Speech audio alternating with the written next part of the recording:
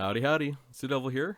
This is episode 8 in our Essential Units series where we take a look at the Dwarf faction in online battles.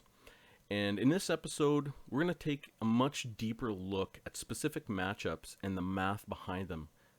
And we're going to start using that math in a much more powerful way to make our armies a lot better in those matchups. But before we get started on that, I've put a link in the low bar to one of my favorite YouTubers, the Magnus. He's also done a Dwarf focus video where he looks at the Dwarf faction in online ladder battles. It's really good. He also has lots of his own ladder battles. You gotta go watch him. He's a top 100 player. Like I said, he's just really good at explaining exactly what he's doing, why he's doing it, and then how he executes his plan in the game depending on his opposition. And he loves the chaos too. Like, even though he's at that really high level, he plays chaos lots. So if you love chaos, you're gonna love his videos. And if you just like watching underdog factions, feed it to the empire, you're also gonna love it. So give that a click now. My video's gonna be here. YouTube's gonna remember exactly where you were, and it'll always be in your history. Go now, I'll wait. And you're back. Alrighty. So if you've watched some of my previous videos, you'll know that I've tried to model combat outcomes based on the math, based on the stats each unit has in a spreadsheet, and really tried to get a deeper understanding of what's going on when two units collide to see if the model matches the testing, what's going on. And one of the nice things is you build a model, you test it, and if the test matches your model, it tells you that what you've done in that model is reasonable. But the outliers, the things that don't match your model at all, give you insight that you need to take a closer look at what's happening when the two units you've modeled don't produce an outcome that you would expect. So that's what I've done in some of this testing, and I've been surprised by some of the results, and it's particularly one which was really surprised me. And we're going to go and take a look at some really cool ways to use your understanding of the stats between two units to put the right units into your army and to make sure the right units face each other when they're in battle. And what's kind of spurred this, I've been playing with this off and on. I really haven't dug into it until I got my butt absolutely handed to me by Bretonnia, and I've always had problems with the Bretonnia. So that's where I'm going to start with a matchup against Bretonnia and looking at how I can improve my own army composition for that specific matchup. And we're going to take a look at the testing, and it's pretty impressive. So at this point, I'm going to dig into the spreadsheet. If this type of stuff is not for you, you don't want to go and look through all the details, that's just fine. I'll put a summary at the end of the video, skip to the end, and you'll see what units are best versus the men-at-arms for Bretonnia. And the reason I've chosen men-at-arms specifically is this is the infantry unit generally they're going to bring against you, because they're the only armor-piercing infantry unit they have. That's why it's easy to guess. If they bring the spearmen, I mean, they're just garbage. You're not going to have any problems with them with the units that we're going to select to face the men-at-arms. But anyways, basically, I'll go over first what this model does, and what the results we expect, and the testing I did to confirm that the model is reasonable in most cases, or some cases, and where the outliers occur and why they occur and how we can use that. That's the key bit of business that we're going to complete here. And I've tried to update all the costs. I think the Dwarf Warriors are now 450 instead of 475. I might have some mistakes in this. I haven't gone through it all and updated, but anyways, so the key information that we want to understand is this kill ratio right here. Now, if you look, the kill ratio is 0.64, meaning our Dwarf Warriors are only going to get 64% of the kills that the men-at-arms get, because this is our comparison unit, when they face them. Yet, we look at the cost ratio, it's 0.78, and I have lots of different value ratios up here. We're not going to go over those. But this is one case where the model works, and I'll show you the testing I did to confirm that the model's correct here. And the thing I really wanted to specifically look at is the specific health of each individual unit, because my model works on looking at the total health. So if we have 5,490 hit points for the men-at-arms, and our dwarf warriors have 4,725. My calculation just uses that. But there's more to it than that. There's these individual hit points per unit. And where that comes into play is when we start to compare the individual hit points for this unit versus the individual hit point for that unit versus how much damage you do. And why that's important, if we look at the dwarf warriors here, our dwarf warriors, every time they hit, on average, are going to do 21 hit points of damage. Now, there is some variability to that, and that can change, and that's where it gets a little swingy. But because one single men-at-arms has 61 hit points, and it will take an average of 3 successful hits to kill one unit. And that means 3 successful hits is going to be 63 hit points of damage. So generally it's going to take 3 successful hits. If we roll low, it might take 4. So the results are going to be a little swingy when you're in this case, but you know, it's generally going to take us 3, sometimes 4. And if we look at how much damage they do to us, it's 22, and we have 63 hit points per unit. So that, on average, is going to take them 3 hits. 3 hits are going to do 66 damage, and we have 63 health. So these are generally a pretty good matchup for our model. And if we go and look at the testing I did here, I sent up a unit of dwarf warriors up against a unit of men-at-arms, ran the test 5 times, looked at the kills, and I timed it as well, because this time is going to be important when we look. And the expected kill ratio in our model is 0.64, and the actual kill ratio we got in the test is 0.68. Maybe if we run it, you know, another 10 times, it might get closer, but that's close enough. And if we look here, the cost ratio is 0.82, which means that we're going to spend 82% of the gold to get only 68% of the kills. So this would say that the dwarf warriors are not a really great value up against the men-at-arms. So that's kind of what some of the things I'm trying to understand when I'm building this model. If we go and take a look at miners, you know, their kill ratio is 0.29, and they have 61 hit points. These men-at-arms with the polearms still do 22 damage, so they're going to do on average in 3 swings 66 damage. So they're actually going to do better. They're going to, on average, kill the miners in 3 swings, and sometimes 4, but less so because they have 2 less hit points. So they're going to outperform the miners even more so in that case. We go and take a look at the testing, and you know, the actual kill ratio, the expected kill ratio 0.29, the actual is 0.33. There's a bit of an outperformance there because they're not fighting to the death. But you see here the cost ratio is 59, meaning we're spending 59% of the gold to get 33% of the kills. It's much worse than the dwarf warriors, and that's why the miners, you know, I mean, if this was a more heavily armored unit, they would perform better, and we'll take a look at some of that. There'll be some testing that shows that, but they're just a trash unit. You never want to take miners unless you just happen to have 325 gold laying around and you want them to help protect your flanks or something against cavalry, just as a fodder unit.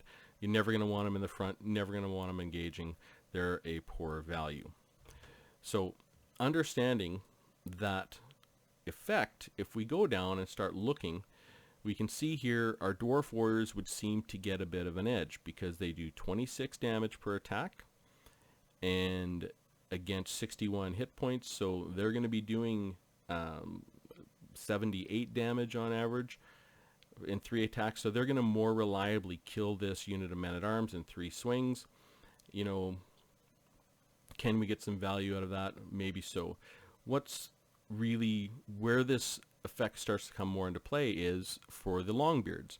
We got the Longbeards here. They do 24 damage, so they're again going to do 72 damage in 3 hits. So they're going to pretty reliably kill that men-at-arms in 3 hits as well, but they have 69 health, which means in this case the men-at-arms are only going to do 21 damage to our Longbeards on average. So 3 hits is 66 damage, which is not quite 69. So they're going to take on average 4 hits to kill our Longbeards. and we're going to take on average 3 hits to kill them. So when we do the testing, even though the Longbeards here have a kill ratio of 1.69 to 1, we should see them outperform that kill ratio because of this effect when we're looking at the specific hit points of the unit. So we should be able to pull out some value. Okay, so I went and did the testing here, and you can see, as expected based on understanding our model, the expected kill ratio is 1.69 to 1, but the actual kill ratio was 1.87 to 1, so we beat our model. The cost ratio is only 1.18, so we're spending just a little bit more, 650 versus 550, to get a lot more kills. So when we put a unit of Longbeards up against those men-at-arms, we are gaining a lot of value. It still takes them a long time to kill, 259 seconds on average for them to resolve that combat, but here we've gained a ton of value. And if we look at the Dwarf Warriors, this is where the problem kind of lies. They're overcosted. These Dwarf Warriors, I think, would probably need to be around 450 to, I mean, let's see what happens when we put in 450. Not even close still. I mean, they're just, the Dwarf Warriors are going to perform a little better against heavily armored units, but generally these Dwarf Warriors with the great weapons are just, I haven't seen them be a good value, but I'm guaranteeing you we are going to find some spots where they're going to perform because of this effect. But in this case, 91% of the cost, 53% of the kills, very, very poor unit. We go back to our spreadsheet and we look at the Longbeards with great weapons, and we come down here, and they're going to be doing 30 damage per hit.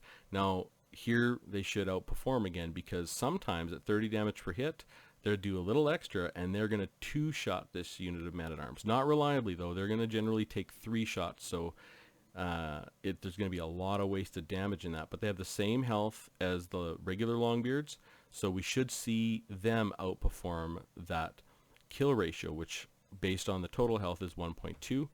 So go and look at the Longbeards with great weapons, and sure enough, they significantly outperform the kill ratio at 1.75 to 1, but their cost ratio is 1.36.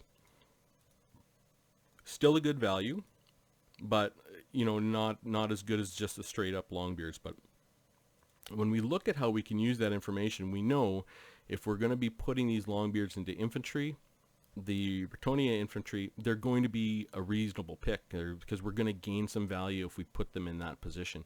And there may be some other good ways to use those Longbeards with great weapons, and we'll see. When we keep going down here, when I saw this, I thought this was really interesting. We take a look at the Slayers. Now, everybody knows Slayers are awful against infantry, right? Maybe not, because the Slayers are going to do 38 damage per hit against those men-at-arms with polearms. Okay? They only have 61 hit points, so they are very reliably going to 2-shot the men-at-arms. The other thing the Slayers have is a lot of health at 88. Now, these men-at-arms are armor-piercing, so they're not going to get their full damage, because you sacrifice some of your total weapon strength for that armor-piercing trait. So they're only going to do 27 damage per hit. So they're going to take on average 4 hits to kill one of our Slayers, and we're going to take 2 hits to kill them. So even though our kill ratio is only 1.50 to 1, considering the total health of the unit, we're now really supercharging that effect, because we're killing them in 2 hits, and it takes them 4 hits to kill us. So let's go and take a look at what the testing gave us. And this is the unit I was surprised at. I mean, really surprised at. I mean, this was the find of the test. So here they crushed the men-at-arms. I mean, just murdered them. Now, they have something extra in that charge bonus, which is a huge value on top of this. But we'll kind of talk about how we can use that, because you can really use that in a very effective way. But you look, cost ratio is 1.82 to 1. The kill ratio is 5.27 to 1. I mean, this is really fantastic. And look at this number here. on average, it only took them 66 seconds to wipe out a group of men-at-arms. We go up and look at our Longbeards, which are great value. It takes them 259 seconds. That's getting 4 minutes and 20 seconds. So they're going to be tied up with that unit for over 4 minutes to kill it. And our Slayers, a minute. So this is really, really good information. You know, you got to be worried about Bretonnia if they're going to bring a lot of archers, but kind of the fun thing is, against Dwarfs, a lot of times they don't. Because they know the Dwarfs are heavily armored, they got lots of shields, and no Bretonnia player is ever going to expect you to bring a unit of Slayers for the front line. And how you can use these guys, not, you know, you just don't want to go up and face these guys front to front, but once your front line is engaged, these Slayers have a massive charge bonus. Bringing them around to the front line to sweep can be very effective, and I'll do that test and I'll show you what that is. But you have your front line engaged, bring a unit around to the front and get some rear charges on those men-at-arms, and we know they murder them. Like, they just murder them, especially with that big charge bonus. It might be super effective. So I continue the testing, and, you know, because we look at the hammers, and something interesting about the hammers, if we go and look at the damage per hit, it's huge, 47. The problem is, they're going to kill these guys in 2 hits too. The problem is you have a ton of wasted damage in this case. I mean, we have some wasted damage in the Slayers, but with 38 times 2, we're looking at 76 damage for 2 shots, so you got 15 wasted damage on average.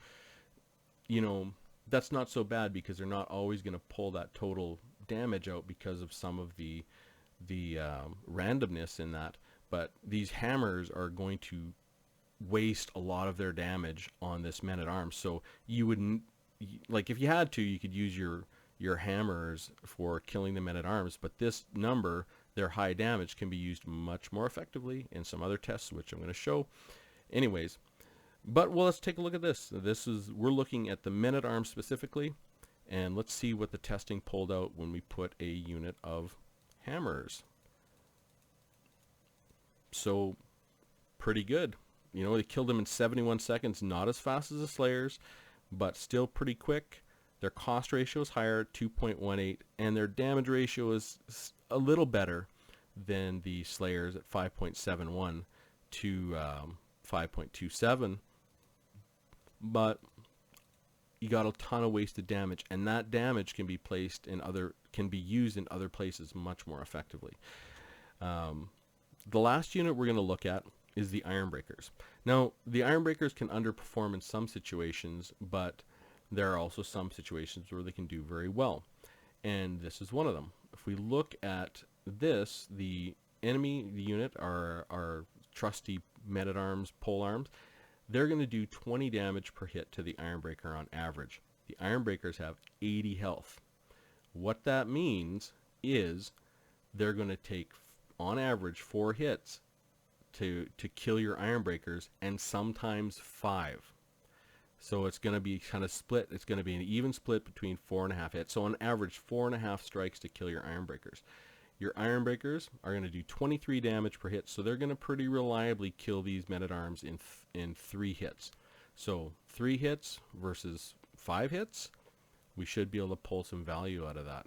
So let's go take a look at what that looks like. So when we did the Ironbreakers test, they really performed well. Cost ratio 2.36 to 1, but a kill ratio of 8.12, and that's without their satchel charges.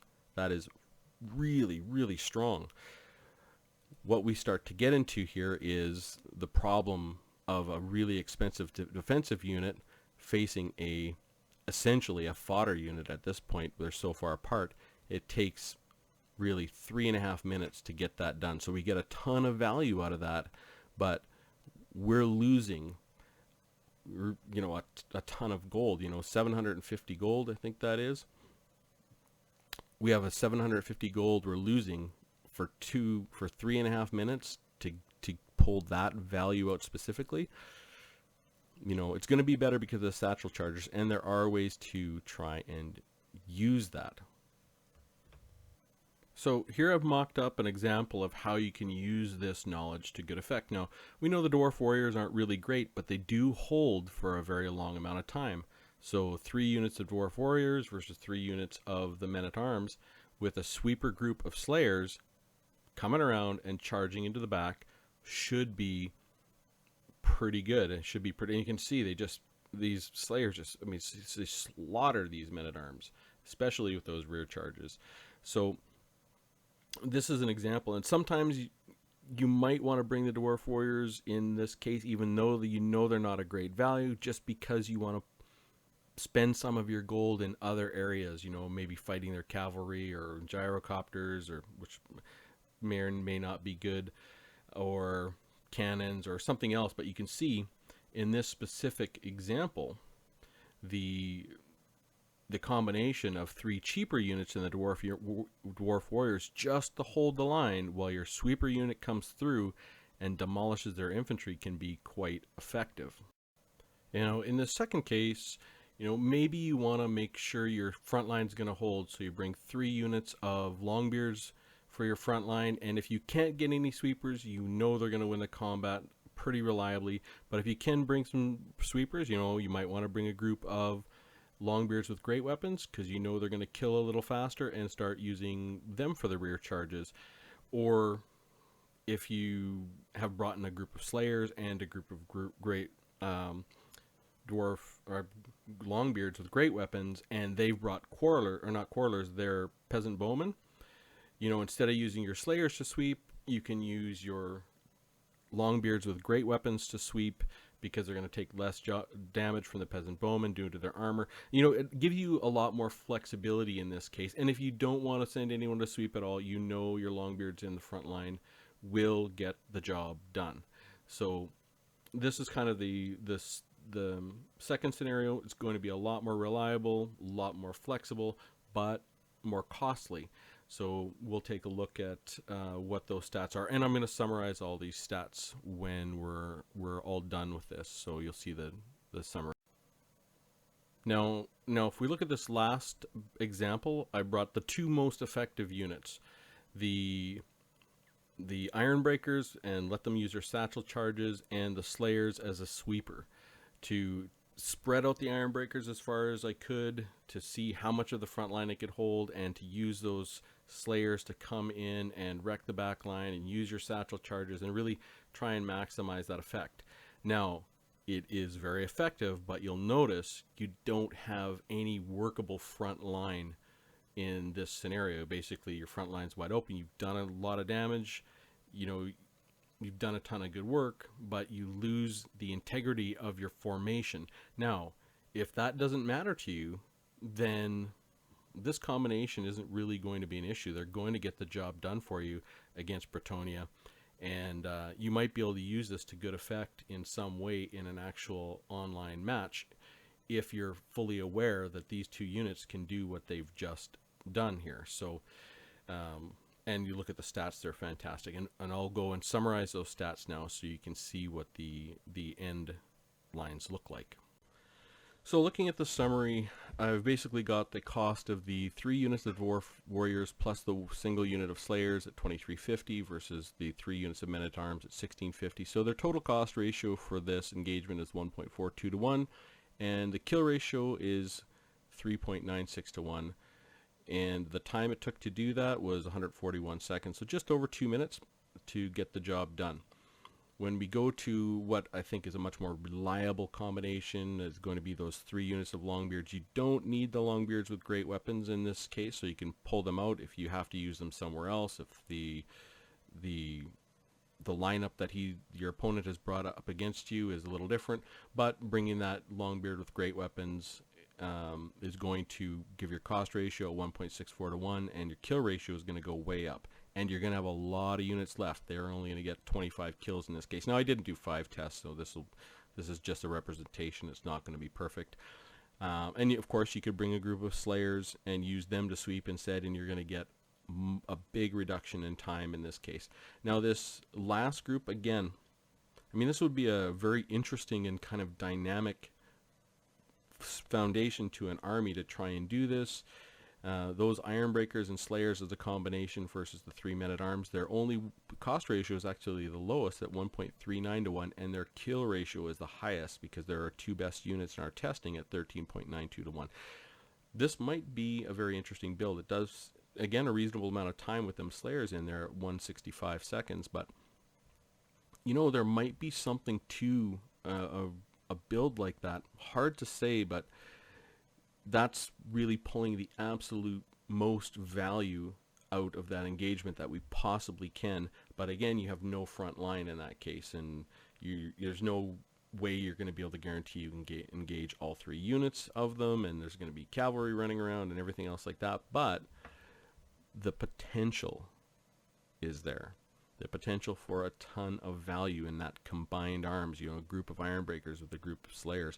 And you could consider, if for this kind of, I'm going to say, infantry crushing group of combined arms, if you think he's going to bring a bunch of peasant bowmen, or he does, and you have the option of bringing your Ironbreakers with a group of Longbeards with great weapons, they'll still be effective, or even a group of hammers. Again, it'd be incredibly expensive, but be very effective and very fast. So those are those 3 basically examples of how to combine these, and now I'll just go through a quick summary.